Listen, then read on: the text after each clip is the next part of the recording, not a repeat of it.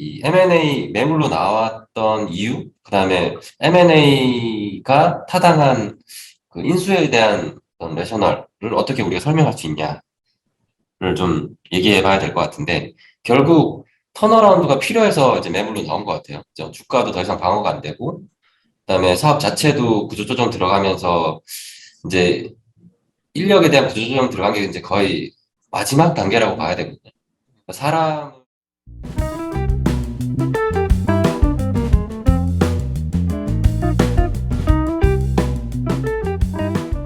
네, 저는 오늘 준비한 거는 이제 펠로톤 인수정인데, 제가 처음에는 어떻게 준비할지 고민을 하다가 이제 아마존, 애플, 나이키 3자구도로 갈 것 같은데, 뭔가 하나하나에 대해서 산업 스터디처럼 정말 인수 가능성 있는지, 뭐 시장이 매력적인지 이렇게 분리해서 모듈을 진행해 보려 하면은 너무 커질 것 같아서 좀 다른 평소에 하던 거랑 다른 방식으로 준비를 해봤습니다. 그래서 첫 번째로 펠로톤이 되게 잘 나가다가 제 기억으로 작년에 주식을 한창 재밌게 했을 때 막 거의 200달러까지 가고 그랬는데 지금 보니까 30달러 정도 되더라고요. 그래서 이렇게 잘 나가다가 M&A 시장에 나오는 이유는 뭘까? 펠로톤은 그에 대해서 어떻게 하고 있나를 먼저 보고, 그다음에 이 문제들을 살펴본 뒤에 이 펠로톤을 인수할 가능성이 있는 기업들이 펠로톤이 현재 가지고 있는 문제를 해결할 수 있는지, 실제로 인수할 가능성은 어느 정도 되는지를 분석해 보려고 했습니다. 그리고 마지막으로 각각 기업들이 펠로톤을 인수했을 때 어떤 전략적 방향을 기대해 볼 수 있을까까지 하면서 산업 스터디를 마무리하는 방향으로 진행해 보겠습니다.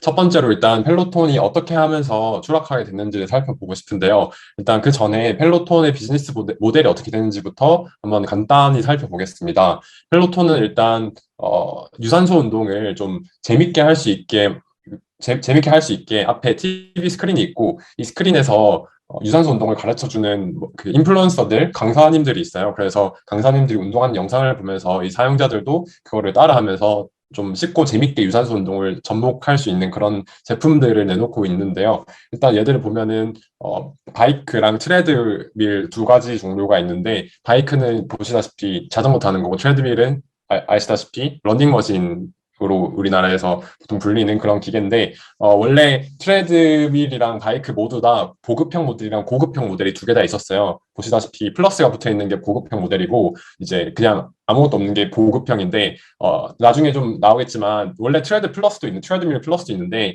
얘는 2021년에 아동이 깔려서 죽는 사고가 발생하면서 전량 리콜이 돼서 지금은 팔지 않고 있는 걸로 보이고요. 그리고 기타적으로 운동에 필요한 액세서리나 어페럴들을 좀 팔고 있습니다. 뭐 옷이나 바벨이나 신발 같은 거. 그리고 이런 그 하드웨어 말고도 이제 어플리케이션도 판매를 하고 있는데 펠로톤 어플인데 이거는 사실 운동기구 위에 있던 바이크나 트레드 같은 운동기구가 있어도 즐길 수 있는 컨텐츠도 있고요. 그 다음에 이런 운동기구 없어도 그냥 앞에 다른 사람들이 맨몸 운동하는 걸 보면서 워크아웃 할 수 있는 그런 운동 프로그램도 제공해주는 구독형 서비스입니다. 그래서 이제 밑으로 내려주시면 네, 이제 펠로톤의 비즈니스 모델과 상품에 대해서 간단히 살펴보았으니, 펠로톤이 최근 들어 몰락한 이유에 대해서 좀 분석을 해보았습니다. 크게 세 가지가 있는데, 첫 번째는 공급망 이슈로 인한 배송 지연입니다. 아시다시피 이제 LA 항구에서 항만 적체 현상으로 인해서 어, 배송에 차질이 생겼고요. 그래서 펠로톤이 2020년 9월에 바이크 플러스를 처음 출시했는데 이때 9월에 출시했는데 뭐 받을 수 있는 가장 빠른 날짜가 12월 1일이었듯이 평균적으로 8에서 10주의 배송 대기 시간이 걸렸다고 합니다. 그래서 펠로톤이 되게 팬데믹으로 인해서 급격하게 수요가 성장했는데 이때 자체 물류를 갖추지 않고 있다 보니까 2차 벤더를 이용한 물류 시스템이 수요의 성장을 감당하지 못하고 이런 일들이 벌어진 것으로 파악하고 있습니다. 두 번째로는 안전 문제로 인한 리콜 사태가 있었습니다. 아까 좀 전에 멘션했듯이 2021년 5월에 트레드 플러스라는 고급형 모델 밑에 아동이 빨려 들어가서 사망하는 사건이 있었는데 그 이후로 그 고가 모델 12만 5천 원대를 모두 리콜하면서 이로 인해서 막대한 적자를 본 것으로 파악했습니다. 마지막 세 번째 이슈는 이제 제가 아까 말씀드렸듯이 이제 여기 차트 그래프에서도 보이듯이 코로나 발생 이후로 실적이 엄청나게 펌핑이 됐잖아요. 근데 코로나로 인해서 결국 홈 트레이닝 수요가 증가하고 짐들이 다 문을 닫으면서 이런 펠로톤과 같은 홈 트레이닝을 좀 재밌게 할 수 있는 그런 상품들이 되게 곽광을 받았는데, 근데 문제는 이제 그 팬데믹이 끝나가면서 다시 좀 서브스크립션이랑 이 프로덕트의 판매가 대체적으로 줄어들고 있고, 실제로 운동 횟수도 보면은 원래 짐에서 운동을 못 했는데 이제 코로나가 좀 완화되면서 거리두기가 완화되면서 실제로 대체제인 짐을 찾는 수요가 늘고 있어서 실제로 평균 운동 횟수도 줄어들고 있고, 심투율도 보시면은 20년에 4%에서 약 10%까지 급격하게 성장하다가 이제 코로나가 끝날 때쯤 되니까 침투율이 점점 둔화되고 있는 것을 볼 수 있습니다. 그래서 펠로톤의 대응은 간단하게 그냥 인력을 구조 조정한다거나 가격을 인상한다거나 이런 대응을 하고 있는데, 그러면은 이제 아마존이랑 애플이랑 나이키가 이 펠로톤을 인수했을 때, 과연 내가 이 회사의 결정권자라면 어떤 조건을 바탕으로 인수를 결정할까를 좀 생각해 봤습니다. 일단 첫 번째, 두 번째는 현재 펠로톤이 가지고 있는 이슈에 대한 문제인데, 첫 번째로 포스트 코로나 이후로 좀 둔화된 성장률에 있어서 추가적인 성장을 어떻게 이끌어낼 수 있는가에 집중하였고, 두 번째로 펠로톤이 자체 공급망을 가지고 있지 않아서 발생하는 유통 공급망 문제를 어떻게 해결할 수 있고, 마지막으로 현재 클라이언트사가 영위하고 있는 사업에 펠로톤이 추가된다면 어떤 시너지가 있을 수 있나, 혹은 포트폴리오의 다각화를 깨할 수 있나 등의 이렇게 세 가지 측면에서 살펴보았습니다. 첫 번째로 아마존부터, 일단 결론부터 얘기하자면, 엔서퍼스 하자면, 제 생각에는 나이키가 가장 인수 가능성이 높을 것 같고, 그 다음에 아마존, 그리고 애플은 저는 인수하지 않을 것으로 생각합니다. 왜냐하면 일단 아마존부터 살펴보시면, 아마존은 사실 헬스케어 사업 진출을 한 지가 그렇게 오래되진 않았어요.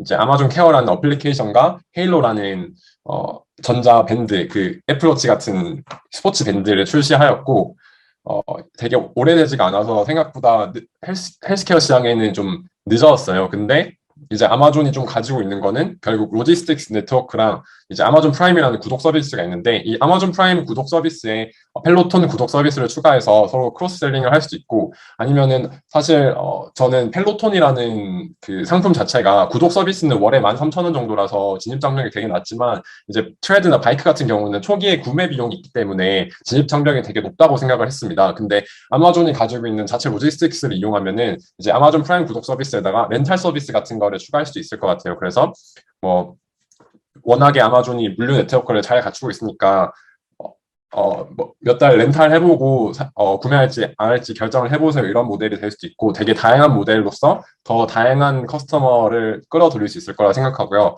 두 번째로 아마존 같은 경우에는 애플이나 나이키와 다르게 B2B 쪽으로도 되게 많은 사업을 진행하고 있는데, 요즘에 회사들도 되게 그 직원들의 건강 증진에 많은 관심을 가지게 되면서 어, 펠로톤이 실제로 B2B 고객도 지금 채널을 열고 있는 걸로 보이고요. 이렇게 아마존이랑 M&A를 하게 되면은 B2B 사업으로도 훨씬 더 쉽게 진출할 수 있을 것이라고 생각합니다. 그래서 이러한 것들로 추가적인 성장을 좀 이끌어낼 수 있을 것 같고요. 두 번째로 아마존의 기존을 가지고 있는 로지스틱스 네트워크랑 이제 AWS를 이용한 디지털라이제이션으로 유통 공급망 문제도 해결할 수 있고, 아마존 입장에서도 늦은 헬스케어 시장에 좀 박차를 가할 수 있다, 이런 장점들이 있는 것 같습니다.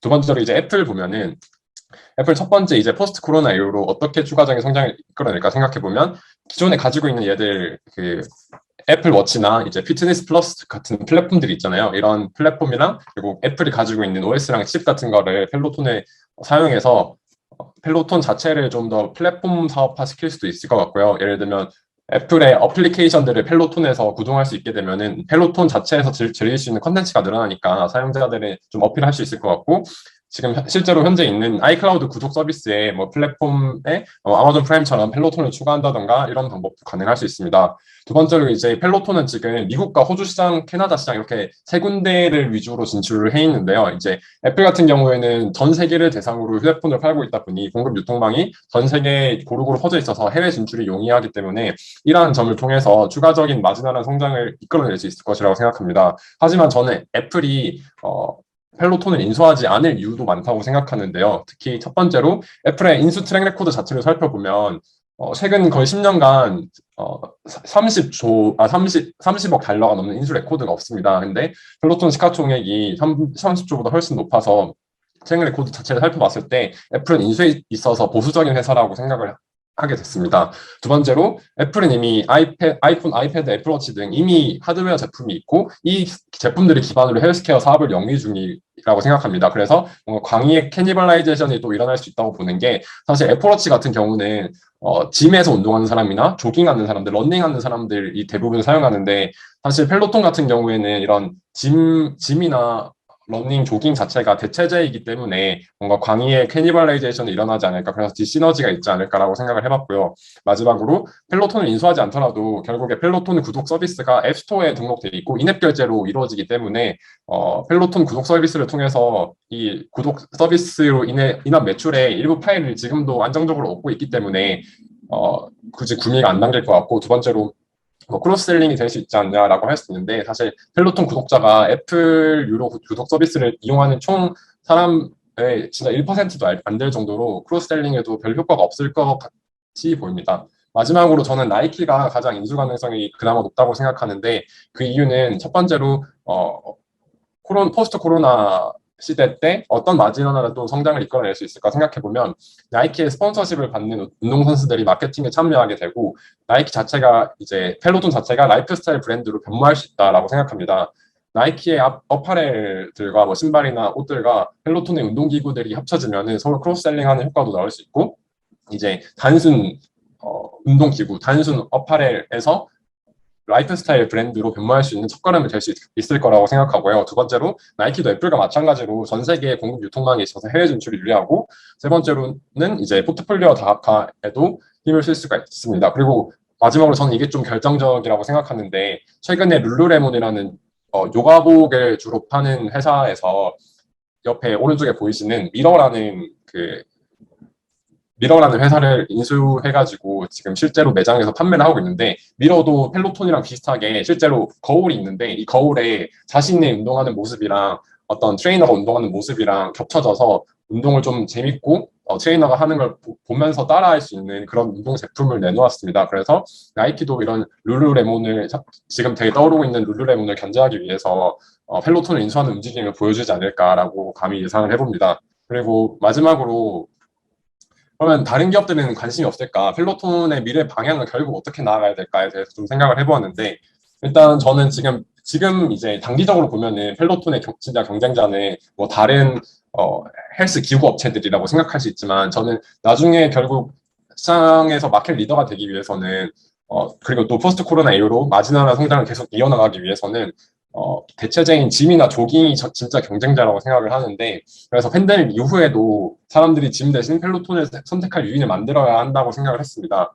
그래서 사람들이 펠로톤 같이 홈 트레이닝보다 짐에 가는 걸 선호하는 이유를 생각해 보면 사실 집에서는 웨이트 운동을 하기 힘들고 첫 번째로 두 번째는 짐에서 친구들과 함께 운동하는 것 그리고 세 번째로 다른 사람들이 운동하는 걸 보면서 동기부여를 받는 것 이런 이유들이 주로 있다고 생각을 했고 두 번째로 그 펠로톤이 유산소 운동이 되게 지루한데 이 지루한 운동을 재밌게 해줄 수 있는 요인은 뭘까 생각해봤는데 게임 요소를 접목한다던가 아니면 경쟁 요소를 접목해서 친구들과 뭐 누가 운동을 더 많이 했고 누가 더 운동을 잘하고 이런 스코어 리더보드 등의 비교 대상이 있으면 좀 더 재밌을 것 같다고 생각을 했는데 그래서 결국 저는 답이 메타버스가 아닐까라고 생각을 한 게 결국에 홈 트레이닝이 지루하다고 여겨지는 이유는 주변에 같이 운동한 친구들도 없고 다른 사람들 운동하는 거 볼 수도 없고 그리고 집에서 자전거를 타면은 결국 계속 똑같은 풍경이 반복되는 건데 메타버스가 도입되게 된다면 실제로 내가 어떤 관광지에 가서 자전거를 타는 컨셉이 될 수도 있고 아니면 다른 경쟁자들과 경쟁하는 게임의 컨셉이 될 수도 있고 메타버스의 게임적인 요소와 경쟁적인 요소를 접목하면은 펠로톤도 대체제인 짐과 조깅을 좀 대체해서 진짜로 더 폭발적인 성장을 낼 수 있지 않을까. 그래서 뭔가 페이스북이나 구글도 뭔가 펠로톤을 좀 눈여겨보고 있지 않을까라고 한번 생각을 해봤습니다. 그래서 이 주제에 대해서도 대표님이 좀 피드백 해주시면 재밌을 것 같습니다.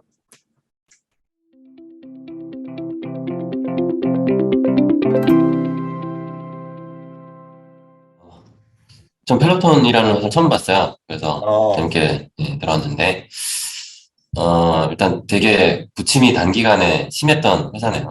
네, 맞습니다. 네, 주가를 그리고, 보시면 네, 최근에 국내에도 야fit 나와서 그거하고 네, 굉장히 비슷한 맞습니다. 거죠. 네네, 야나두에서 하는 네. 네, 그거랑 좀 비슷. 야나도에서 이 펠로톤 보고 따라한 건가요? 근데 조금 다른 게 펠로톤은 앞에서 강사분이 약간 강사분 한 명이 있는 실제 사람이 하는 거고 야나두는 제가 보니까 약간 게임같이 막 해놨지 않나요? 네네. 요 네. 제일 마지막에 있는 요런 식으로. 네네네. 그래서 네, 뭔가 따라한 것 같긴 해요. 음, 살짝. 네. 오케이.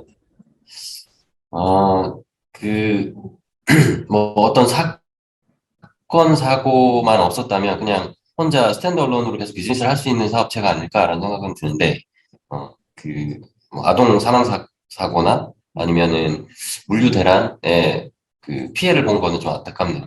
자, 네. 그러면은 이제 정리해 주셨던 것처럼 이 M&A 매물로 나왔던 이유, 그다음에 M&A가 타당한 그 인수에 대한 어떤 레셔널을 어떻게 우리가 설명할 수 있냐를 좀 얘기해 봐야 될 것 같은데, 결국 턴어라운드가 필요해서 이제 매물로 나온 것 같아요. 주가도 더 이상 방어가 안 되고, 그다음에 사업 자체도 구조조정 들어가면서 이제 인력에 대한 구조조정 들어간 게 이제 거의 마지막 단계라고 봐야 되거든요.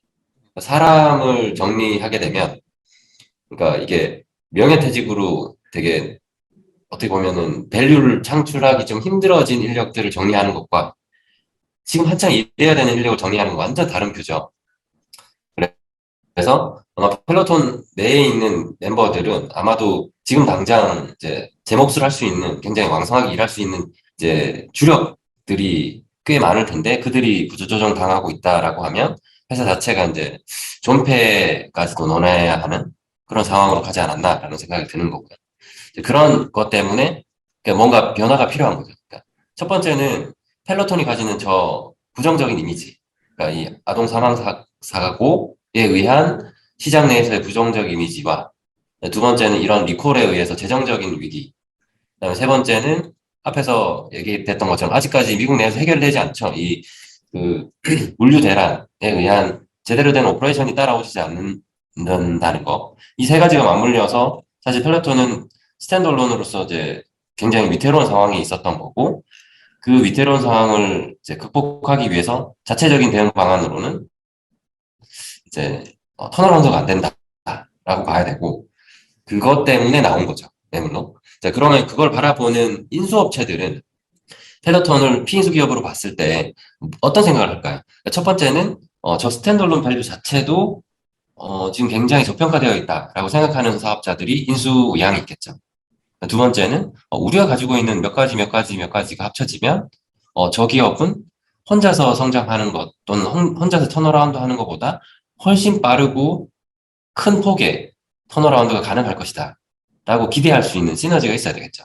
그 두 가지가 가장 클 것이고, 거기에 더해서, 펠로톤도 잘 될 수 있지만, 펠로톤이 있으면 우리 원래 기존 업체의, 그러니까 인수기업 내에 기존 사업, 이것이 되게 잘 되겠구나. 라고 판단할 때, 그게 베스트가 되겠죠. 자, 그런 것들이 있는지를 아마존, 그다음에 애플, 나이키별로 한번 살펴보면 될 것 같은데, 자, 그러면은 우선은 스탠드얼론으로 자금만 넣어줬을 때 펠로톤은 살아남을 수 있느냐 아니면은 턴어라운드 할 수 있느냐를 봐야겠죠. 근데 자금만 있다고 해서 지금은 잘 될 것 같지는 않아요. 첫 번째는 물류 대란이 아직까지 해결되지 않고 있고 그래서 뭐 지금 나오는 얘기들은 뭐 연말이 되는 정도? 연말 정도 가면은 하반기 이후에 뭐 개선이 된다. 뭐 이런 얘기 나오니까. 그렇다면 그 사이에 이미 고객들은 펠로톤이 가지고 있는 비즈니스 모델 또는 서비스에 대한 불만으로 가득 차 있겠죠. 배송 자체가 느리고 어떤 시장에서의 수요에 대한 대응도 잘 안 되고 이제 거기에 사망사고에 의한 부정적인 이미지 또 재정적인 부분만 채워진다고 해서 이렇게 극복할 수 있는 건 아닌 것 같아요. 자, 그러면은 거기서 아마존, 애플, 나이키가 들어왔을 때 이런 부분들을 얼마나 더 이제 획기적으로 턴어라운드 시켜줄 것이냐를 보면 먼저 첫 번째는 아마존은 물류 대란에 의한 불편함 어떤 그 백업 단계에서 이렇게 오퍼레이션 하는 것들은 물류부터 해서 뭐 이런저런 것들은 좀 빨리 극복이 되겠죠. 그래서 아까 말씀해 주신 것처럼 이렇게 고가의 장비를 판매하는 비즈니스 모델뿐만 아니고 훨씬 더 어떤 진입 장벽을 낮추는 렌탈 서비스로 바꿔놓을 수도 있고 그냥 월 렌탈료만 내시면 갖다 드려요. 뭐 이렇게 할 수 있는 거죠. 아마존 프라임 또는 아마존이 가지고 있는 물류 시스템을 활용하면 이 서비스는 굉장히 좋은 오퍼레이션을 한 백그라운드를 가질 수 있고 인프라를 가질 수 있고 서비스 퀄리티도 많이 좋아질 것 같아요. 두 번째, 지금 그 펠로톤이 굿즈가 또 같이 팔리고 있는 것 같은데 그러면 아마존을 통해서 훨씬 더 선택의 폭이 다양해지지 않나. 네, 서비스를 받는 고객의 입장에서는 훨씬 더 좋은 그 사이드에서의 어떤 쇼핑 이런 것들이 가능하겠죠. 그리고 추가로 좀 생각해 볼 수 있는 거는 아까 이 그림에서 이제 힌트를 얻은 건데 지금은 이제 강사가 같이 이렇게 우리가 짐에서 마치 가상의 짐 공간 안에서 같이 이렇게 호흡하면서 자전거나 뭐 크로스핏을 하는 것처럼 하는 그 컨텐츠 서비스를 하고 있는 건데 아마존 프라임은 그거 말고도 굉장히 많은 컨텐츠를 가지고 있죠. 네. 뭐 게임도 사실 가능하고 그래서 뭐 이런 게임 형식의 컨텐츠를 제공할 수도 있고 그다음에 아마존 프라임이 그냥 OTT 서비스이기 때문에 그 OTT 서비스를 옵션으로 줄 수도 있는 거죠. 그렇게 되면 아마존 프라임이 조금 더 그러니까 라고 하면 어, 이 패널에서 보여줄 수 있는 컨텐츠가 좀 더 다양해진다라는 장점이 있기 때문에 서비스가 좀 강화된다라는 거고 앞에서 말씀드렸던 것처럼 이런 쇼핑의 어떤 구색, 포트폴리오가 더 많아지기 때문에 훨씬 더 펠로톤 입장에서 비즈니스가 좀 더 확장되는 느낌이 있고 그다음에 백단에서의 물류가 훨씬 더 파워풀해져서 렌탈 서비스로 배리어를 낮출 수 있다. 그러면 지금 브랜드적인 이미지, 부정적인 사고에 의한 이미지 쇄신만 가능하다면 펠로톤이 가지고 있던 기존의 불편함이나 서비스의 어려움, 부정적인 부분들은 거의 아마존이 극복해낼 수 있는 것 같아요. 그죠? 거기에 더해서 그럼 아마존이 가져갈 수 있는 건 뭐냐?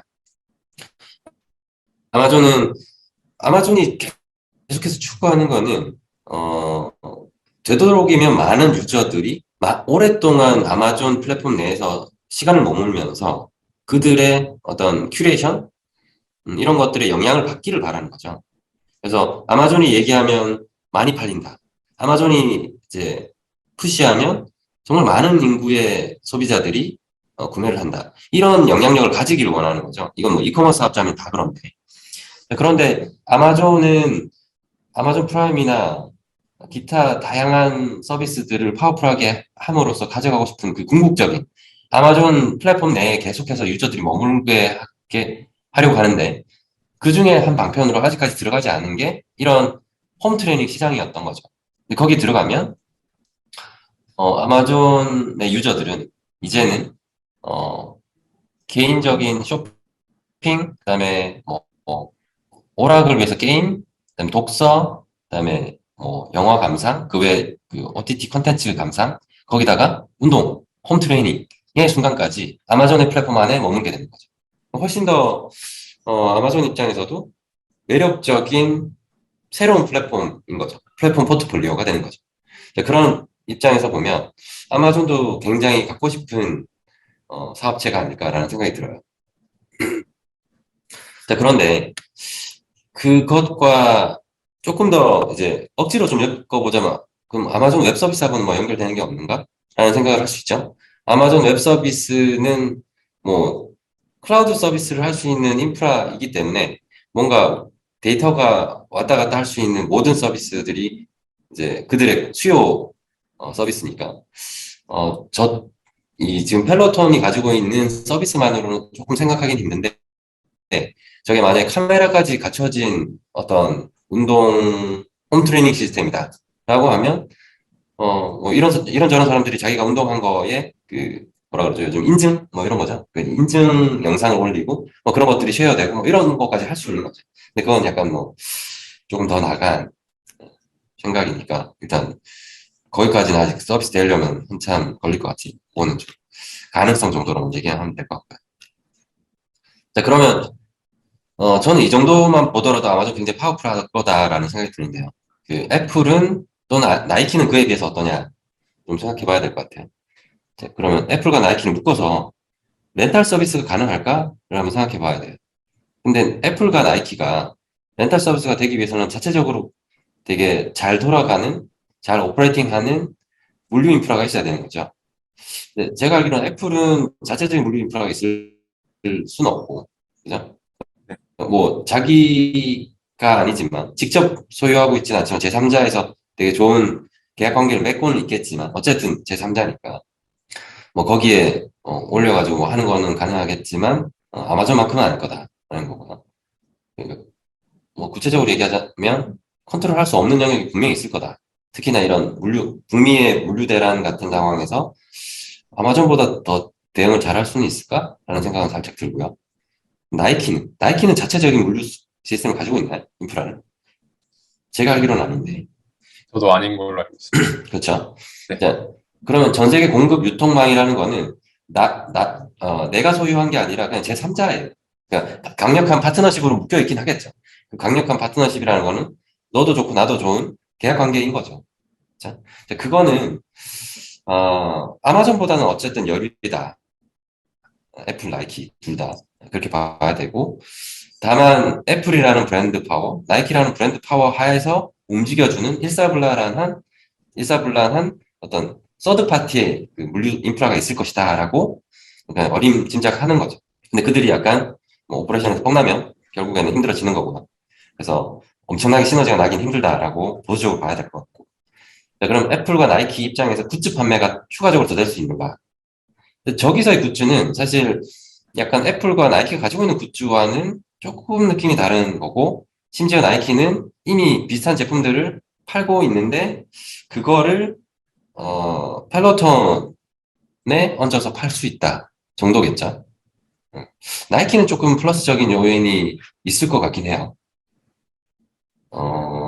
나이키가 사이클링이나 뭐 이런 쪽에서 얼마나 더 이 차별화된 브랜드 파워를 가지고 있는지 모르겠는데.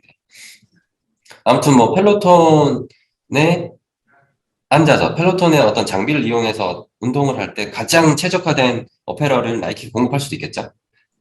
펠로톤과 나이키의 뭐 콜라보 같은 것들을 만들 수 있고.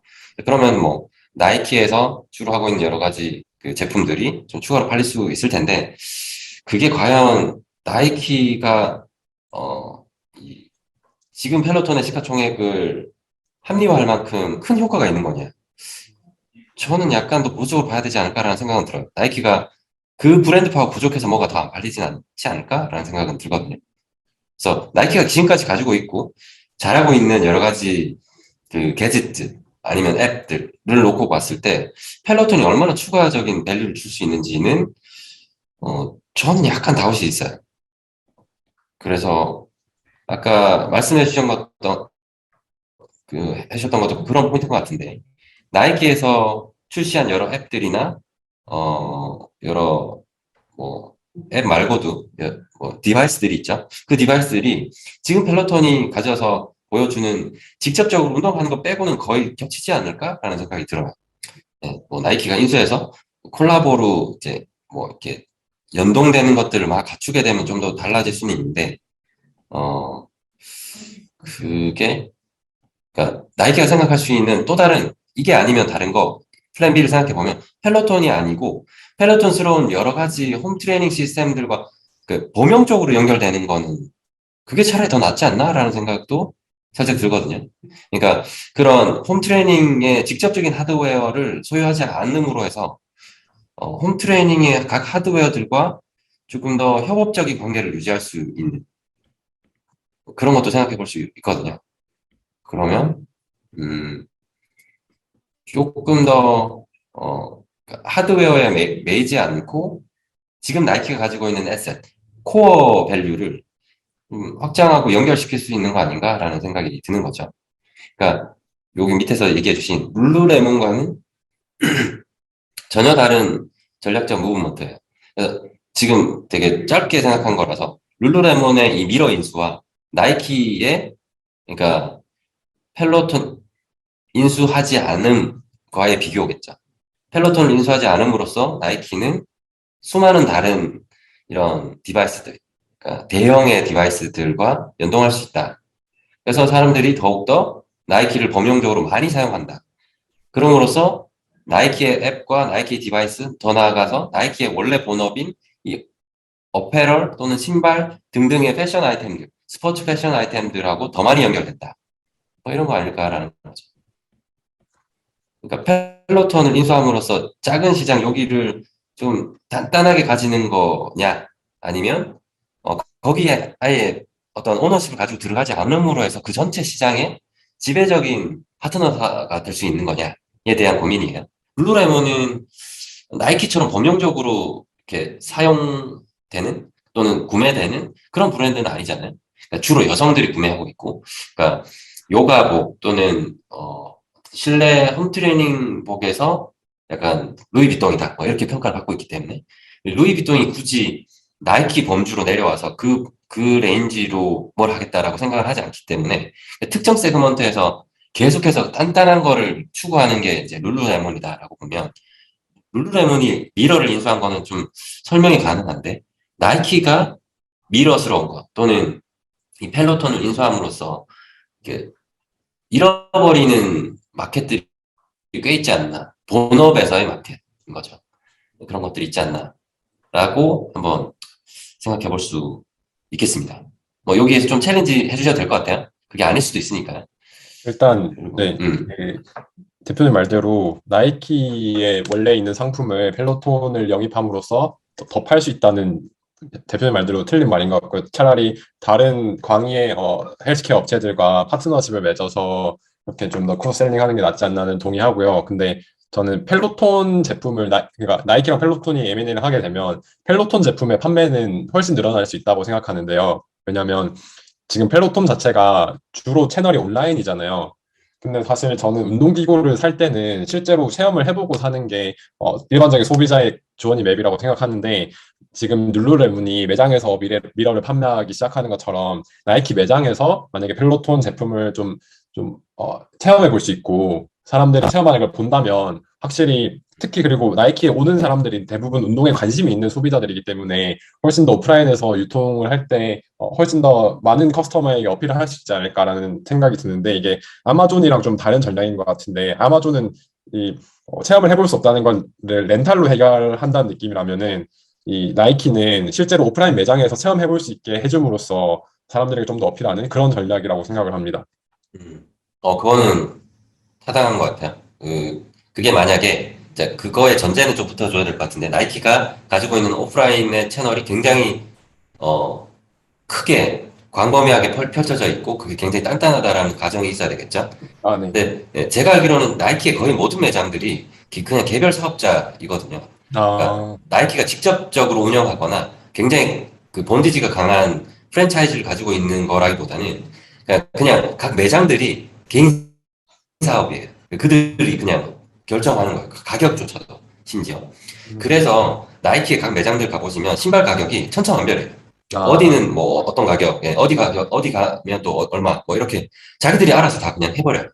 그러니까 대세적으로 이렇게 어떤 브랜드 파워를 이렇게 뭐랄까요, 희석시키면서, 침식하면서 그 가격을 깎는 것들은 아마 그 나이키에서 계약적으로 그걸 묶어두고 있겠지만, 그 개별의 유통과 개별의 오퍼레이션을 가지고 있다. 그 매장들이. 그런 상황에서 그 매장들이 얼마나 협조적으로 나올 거냐도 좀 생각은 해야 될 것 같아요. 물론 이제 나이키가 큰 투자를 통해서 펠로톤을 그렇게 밀어줄 수는 있는데, 밀어주면 펠로톤은 혹시 살아날 것 같고, 근데 그게 나이키가 지금까지 해왔던 비즈니스 형태, 비즈니스 인프라 상에서는 약간은 쉽지 않은 걸 수도 있다라는 거죠. 근데 나쁘진 않은 것 같아요. 저는 그 효과는 반드시 있을 것 같고, 지금 룰루레몬이 만약에 이제 각 매장에서 체험형으로 미러 한번 경험해 보시고 이거 구매하세요 하는 거가 효과가 있다면, 나이키가 그 펠로톤 갖다 놓고 거기서 한번 써보시면 이런 혜택도 있고 그 구매할 때뭐 미리 한번 경험해 보시면 좋습니다. 뭐 이렇게 해서 그거 효과는 분명히 있겠죠. 거기에 동의합니다. 근데 여전히 나이키가 그렇게 매장 안에서 하드웨어 판매하는 거에 얼만큼 매력을 느낄 거냐는 약간 이제, 그러니까 왜냐면 지금까지 나이키의 전략과 나이키가 나가려고 하는 방향이 그런 하드웨어적인 거, 그다음에 오프라인 매장에 뭔가를 가지고 가는 거에 매달려 있나? 라는 생각을 하게 되거든요. 음, 네, 그래서 그게 아닐 가능성이 매우 높다. 그러니까 나이키는 앞으로도 계속해서 소프트웨어 기업으로 계속 갈 것 같다라는 생각이죠. 예전에는 우리는 나이키를 디자인 컴퍼니라고 불렀고, 그거는 소프트웨어 중에 하나인 거죠. 그래서 거기에 나이키는 테크를 붙이고 있고, 더 나가서 뭐 메타버스 이런 것도 붙이고 있는데, 나이키가 꿈꾸는 그 메타버스가 이렇게 막 VR을 뒤집어 쓰고, 아니면 몸에 뭘 이렇게 두르고 경험하는 거라기보다는 나이키가 출시하는 여러 가지 프로덕트들, 그러니까 신발, 재킷, 모자, 뭐 이런 것들에 약간 NFT와 접목한 그 그러니까 독특한 아이덴티티를 부여하는 것 쪽으로 가고 있던 것 같거든요. 제가 보기에는. 나이키가 내고 있는 특허나 이런 거 보면은 그런 게 있어요. 나이키의 어플리케이션으로 만약에 유현수라는 사람이 나이키 신발 되게 한정판을 하나 샀으면 그거는 이제 그 디자인 자체가 한정판이긴 한데 이게 이제 NFT와 연동돼서 유현수라는 어떤 온라인 어플리케이션 계정에서 사진을 딱 그 신발을 찍으면 그 사람만 찍을 수 있는 사진이 찍히는 거예요. 그 신발을 찍었을 때. 이게 이해가 되시는지 모르겠는데 다른 네. 사람이 찍으면 그냥 일반 신발이에요. 근데 제가 그 신발을 신고 제 계정에 되어 있는 이렇게 NFT로 연결되어 있는 뭔가 그 소프트웨어와 이제 연동된 사진을 딱 찍으면 저는 그 신발을 신었을 때 되게 막 훨씬 더 멋있는 그 디자인과 그래픽이 나타나서 신발 자체가 이렇게 달라지는 거죠. 약간 음, 그런 메타버스를 막 이렇게 어, 내부적으로는 검토하고 있는 것 같더라고요. 근데 그렇게 보면 나이키가 그런 소프트웨어적인 진화, 고도화를 훨씬 더 중요하게 생각하는 거 아닌가라고 저는 이제 믿고 있는 거죠.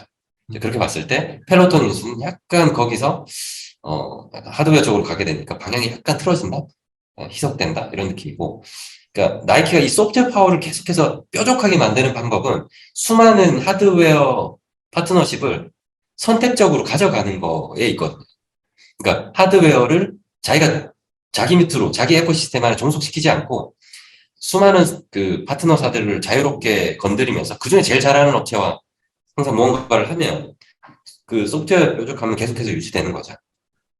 그런 측면에서 나이키가 이런 하드웨어 그 홈 트레이닝 업체를 인수해서 시너지를 가져간다는 게 저는 약간 작은 파이로 보이는 거고 그냥 그들을 다 펼쳐놓고 이 중에서 제일 잘하는 애가 누구야? 나랑 뭘 하자. 아니면 너네들 다 나하고 해. 심지어 역량이 없는, 그러니까 단순 하드웨어만 잘하는 업체에게도 나의 소프트웨어 파워를 이렇게 좀 이식해주고 그 기반 안에서 하드웨어가 만들어지게 하는, 그러니까 어떤 소프트웨어적인 플랫폼 사업자를 계속 꿈꾸고 있는 것 같다라는 생각을 하기 때문에 나이키의 인수가 조금 더 아마존보다는 약간 좀 매력도가 떨어지지 않나라는 생각을 하고 있어요. 음, 네.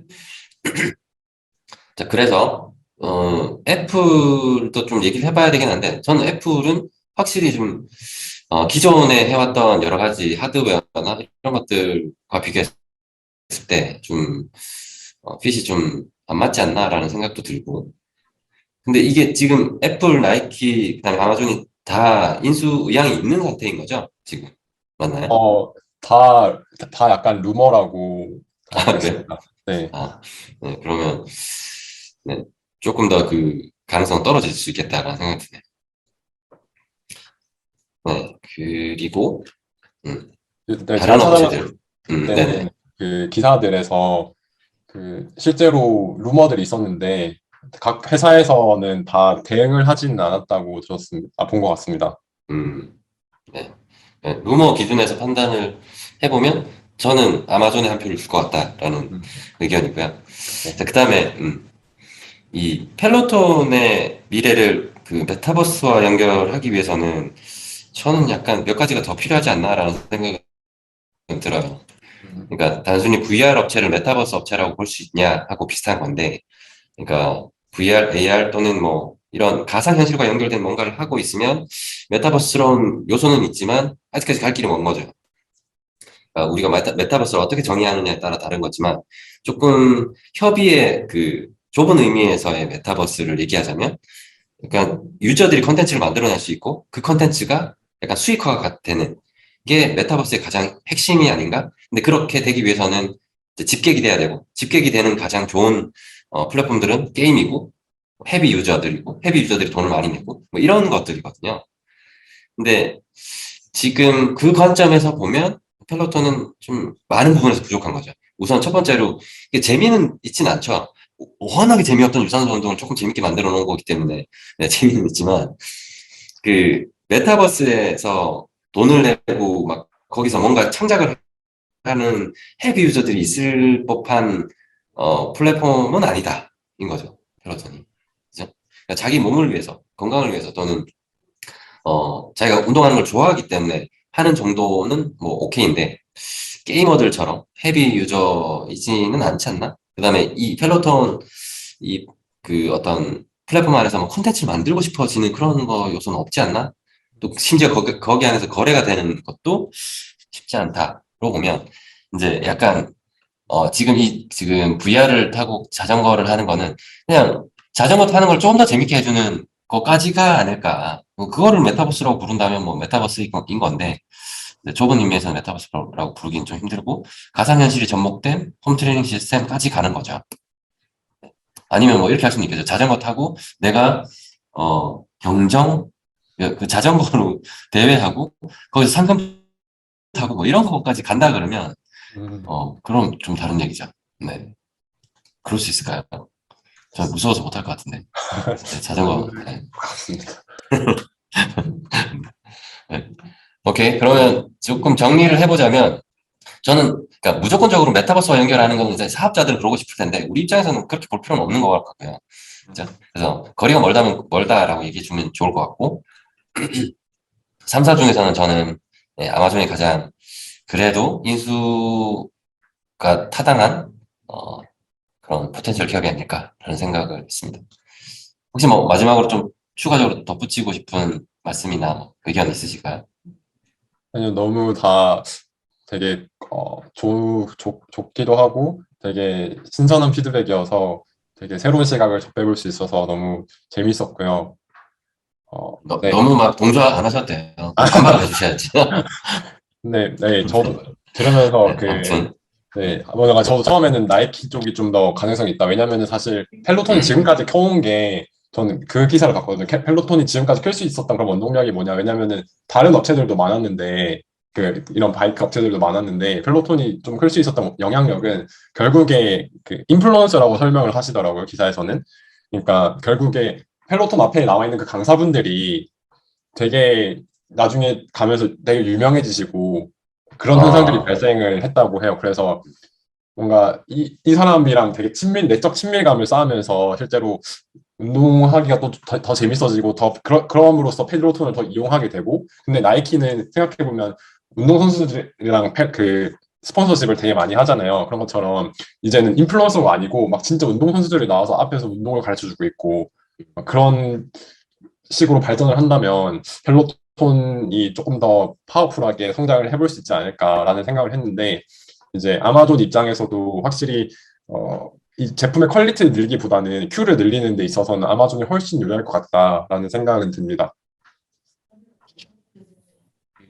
약간 NBA 그 스타들, 아니면 정말 그 스포츠계 스타들이 그 자전거 그 어플 앞에 나타나서 이렇게 할 때는 라이브하게는 아마 오지 못할 거예요. 그죠? 영상 기반에서 뭐 이렇게 네. 하거나 약간 가상의 어떤 캐릭터, 그러니까 뭐 마이클 조던의 가상 캐릭터가 나오거나 뭐 이런 식으로 될 건데 그러니까 음, 지금 펠로톤이 그 잘 됐던 그 인플루언서들은 그러니까 약간 무명이었지만 그 짐에서 좀 유명한 강사였는데 온라인으로 펠로톤을 연결해 주니까 거기서 이제 약간 라이브하게 연결이 됐던 걸 수도 있어요.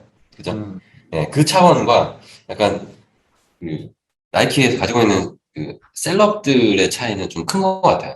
음. 똑같이 오퍼레이션 하기. 아무튼 그렇습니다. 펠로톤이 왜 잘 됐었는지, 초기에 잘 됐었는지 조금 더 이해할 필요는 있겠네. 네, 말씀드리니까. 맞습니다. 네, 오케이. 일단은 펠로톤 인수권은 여기까지 하겠습니다. 네, 감사합니다.